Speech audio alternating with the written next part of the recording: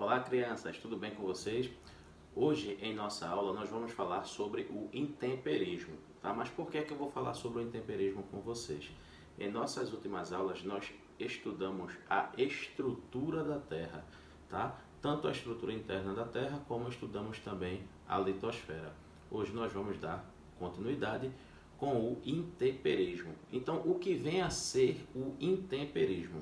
Tá? Intemperismo, para vocês entenderem, é como se eu dissesse assim, resumidamente, que é o processo de desintegração e a decomposição das rochas. Tá? Conceitualmente falando, né, cientificamente falando, nós temos aí o intemperismo, que também é conhecido como meteorização. É o conjunto de processos mecânicos, químicos e biológicos. Tá? É justamente a partir desses processos químicos, físicos e biológicos, ou mecânico, químico e biológico, né, que causa aí o processo de desintegração e decomposição das rochas. Mas não adianta eu falar em desintegração ou decomposição de rocha se você não sabe o que é rocha, tá? Rochas é um agregado de um ou mais minerais ou restos orgânicos, consolidado ou não, que forma a parte essencial da crosta terrestre. Ou seja, a parte essencial da crosta terrestre é formado pelas rochas, tá? Que é nada mais, nada menos, resumidamente falando, um conjunto de minerais, tá? Ou um agregado de minerais, tá? Como eu havia dito a vocês, né?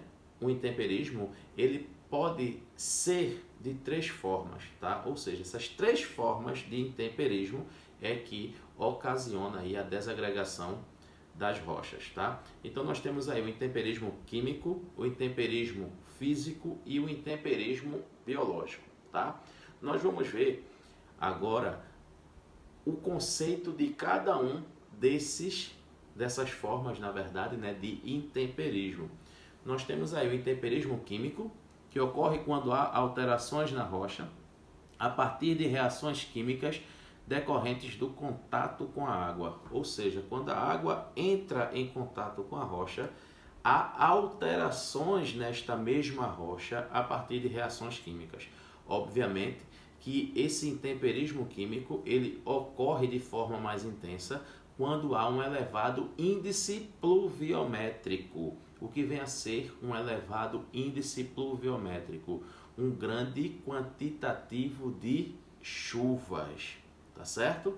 Nós temos também, como forma de intemperismo, né, o intemperismo físico, que também é conhecido como intemperismo mecânico, tá? Esse tipo de intemperismo ocorre na atuação dos ventos, ou seja, ocorre nas rochas a partir da atuação dos ventos, ou até mesmo do congelamento das águas que se encontram nas fendas das rochas. O que são fendas nas rochas? São falhas que existem na rocha, tá? São canais, pequenas fissuras ou pequenos canais que são abertos nas rochas, tá? Então, quando há o congelamento da água nesses canais, nessas fendas das rochas, também pode ocorrer aí o intemperismo físico.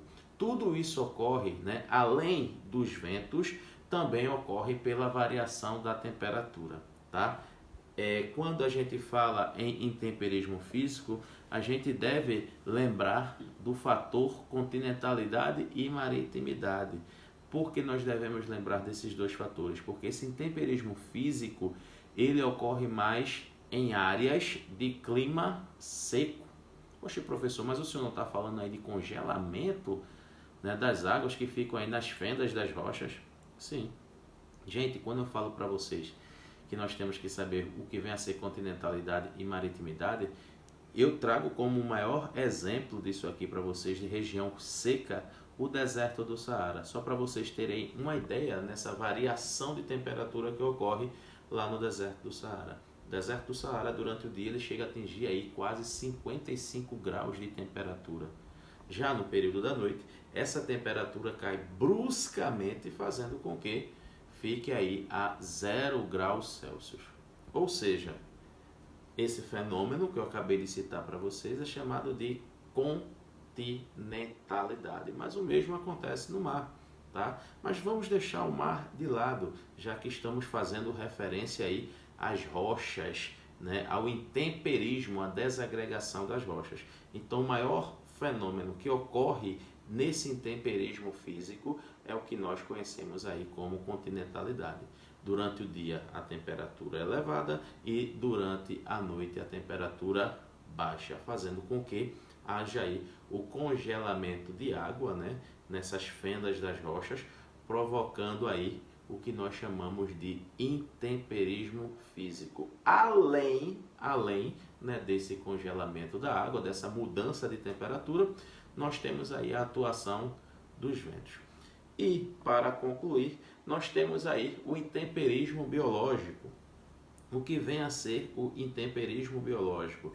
É aquele que ocorre a partir da atuação dos seres vivos sobre a rocha. Quando eu falo dos seres vivos, eu estou falando de uma maneira geral, a atuação dos seres vivos como um todo, principalmente a partir da atuação antrópica, ou seja, a atuação do homem no meio natural, a atuação do homem nas rochas, tá? De forma geral, nós podemos dizer que o intemperismo biológico ele se divide entre o intemperismo físico e o intemperismo químico, tá? Gente, diante de todos esses processos de desagregação das rochas, diante do intemperismo, né, dessas formas de intemperismo, o físico, o químico e o biológico, nós encontramos aí o que chamamos de erosão. Erosão, nós podemos dizer aí, grosseiramente, que é o desgaste ou a esculturação do relevo, tá? Mas vejam só, a erosão também tem uma definição, tá? Resumidamente, nós podemos dizer que é o desgaste ou esculturação do relevo. Mas vamos entender o processo de definição de erosão. É o processo de desgaste e esculturação do relevo promovido pelo deslocamento e transporte de partículas de variados tamanhos de um ponto para outro da superfície terrestre. Rochas e solos são submetidos à ação dos processos externos ou agentes erosivos, pluvial, fluvial, eólica, marinha, glacial, ocorrendo a retirada e o transporte do material na forma de fragmentos, soluções e coloides para outros locais até atingir o nível de base de erosão onde se depositam.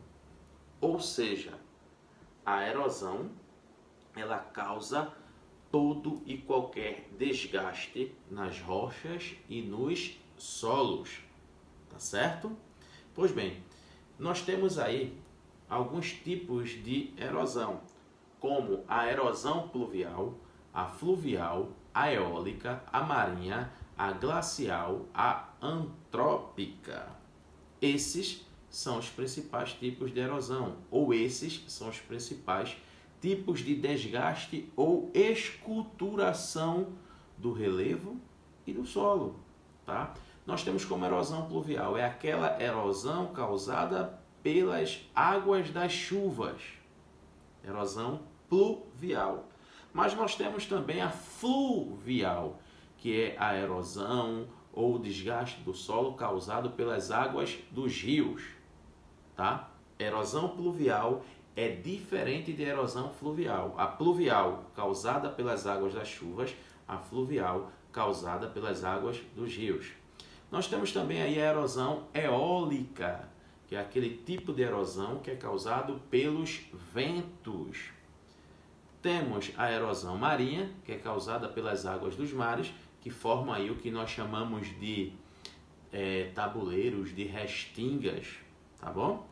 E nós temos também a erosão glacial, que é aquela que é causada pelo derretimento das calotas polares, tá? E por fim, nós temos a erosão antrópica. Para se entender a erosão antrópica, nós temos que entender o que é antrópico, né? Antrópico vem de homem, ação do homem. A erosão antrópica é causada pela ação do homem. Gente, O homem, ele é considerado o maior agente modificador de todas as paisagens, tá? Então, hoje, em nossa contemporaneidade, né, o relevo, o solo, a natureza, hoje vem mudando mais devido à ação do homem ou à ação antrópica do que vem mudando devido pela própria ação da natureza, tá? Fiquem com Deus, um forte abraço, estarei por lá, tá? Online, esperando aí qualquer dúvidas. Beijo!